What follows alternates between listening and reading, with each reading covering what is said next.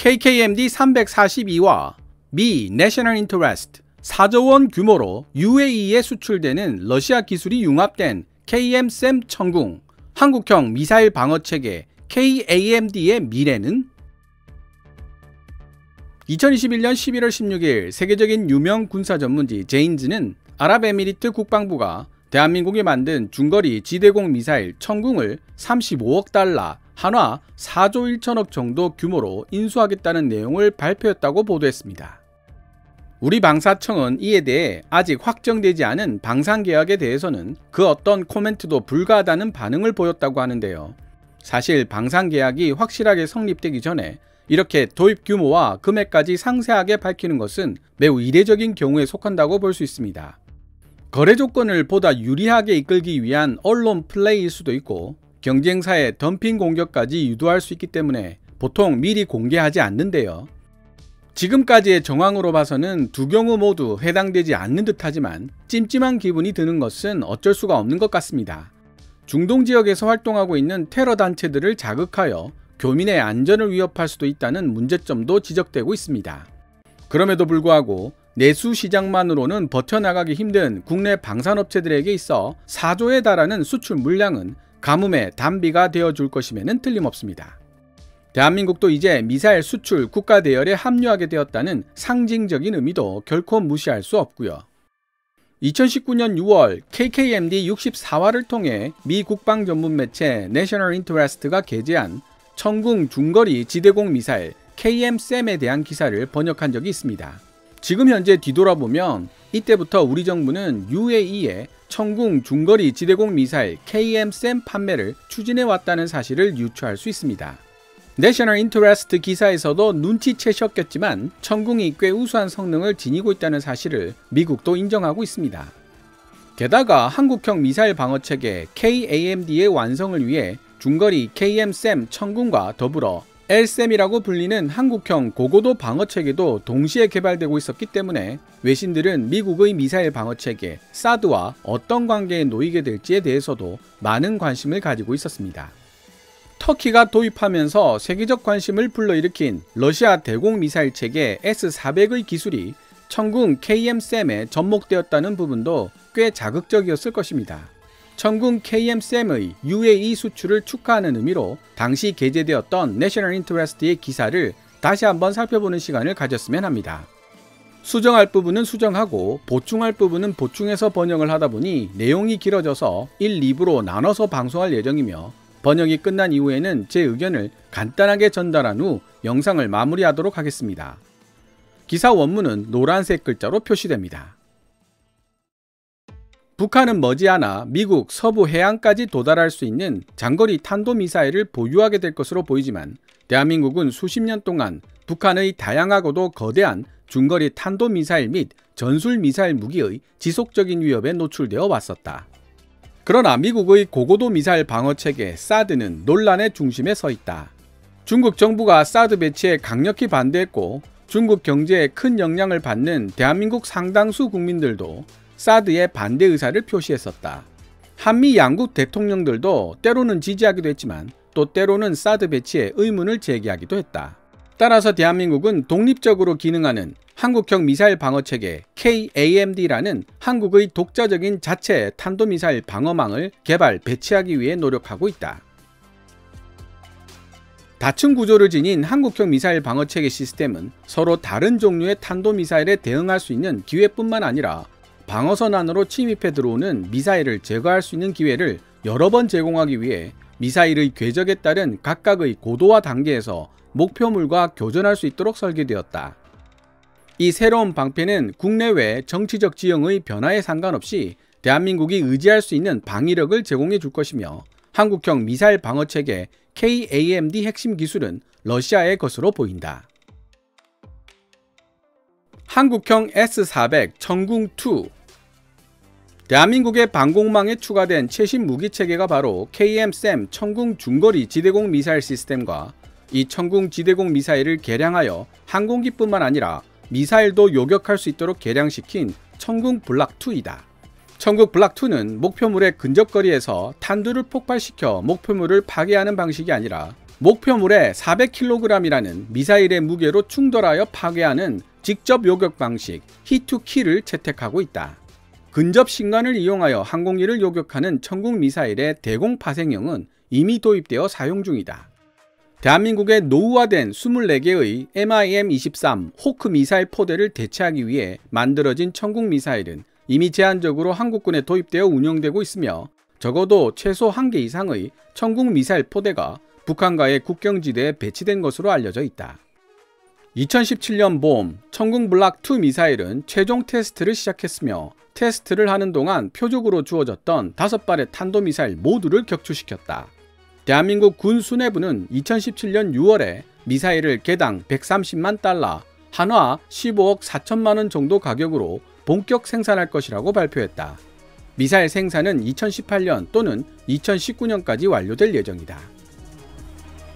KM-SAM 제조 기술은 러시아와의 협력 관계에서 파생되었는데 이 협력 관계의 시작은 대한민국이 러시아의 레이더 기술을 처음 인수했던 1992년으로 거슬러 올라간다. 이후 1998년 삼성과 LIG 넥스원을 비롯한 한국 기업들은 가공할 위력을 지닌 러시아의 S-300 지대공 미사일 시스템의 설계 요소를 기반으로 KM-SAM을 개발하기 시작했다. KM-SAM은 비록 중거리 미사일 시스템이지만 S-400 지대공 미사일 시스템의 설계 요소도 차용되었다.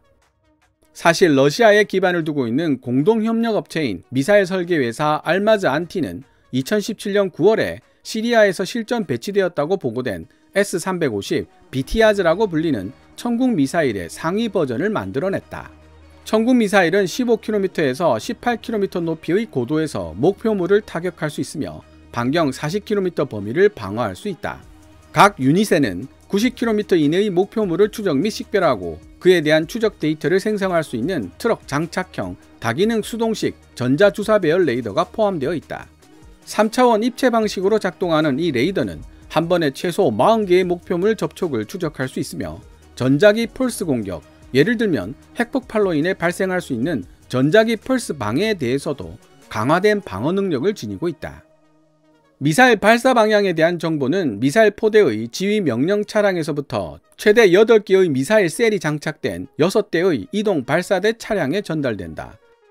특히 직경 275mm인 KM-SAM 미사일은 수직 콜드런치 기술을 채택하고 있다는 점에서 명백하게 S-400 SAM 시스템에서 사용되는 9M96 단거리 미사일 기술을 사용하고 있는 것으로 보인다. 콜드런치 방식이란 발사 중 인근에 있을지도 모를 작업 인원에 대한 부상과 발사대에 대한 손상 위험을 줄이고 주변 환경에 의한 영향을 최대한 적게 받도록 먼저 압축가스를 사용하여 발사 튜브에서 미사일을 공중으로 밀어 올린 후 로켓 엔진을 점화하는 방식을 의미한다. 마하 4와 5 사이의 속도로 비행하는 천국 미사일은 포대 레이더로부터 중간 궤도 수정을 받은 후 목표물과 가까운 범위 내에 도달했을 때 목표물 파괴를 위한 적외선 탐색 능동 추적 모드로 전환된다. 마지막 종말 유도 단계에서 이륙 시 사용되었던 분사기가 다시 측 추력기로 사용되어 원활한 기동성을 확보해주기 때문에 목표물이 이 민첩한 대공 미사일을 피해가기란 정말 어려운 일이 될 것이다.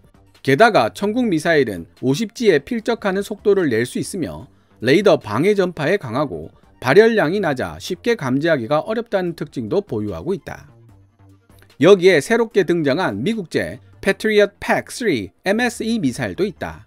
이전에 만들어졌던 패트리엇2 미사일은 1991년 걸프전 당시 이라크 스커드 미사일에 대한 방어체계 역할을 제대로 수행해내지 못했었는데 이는 당시 근접신간 탄두가 미사일 요격에 최적화되어 있지 못했기 때문이었다.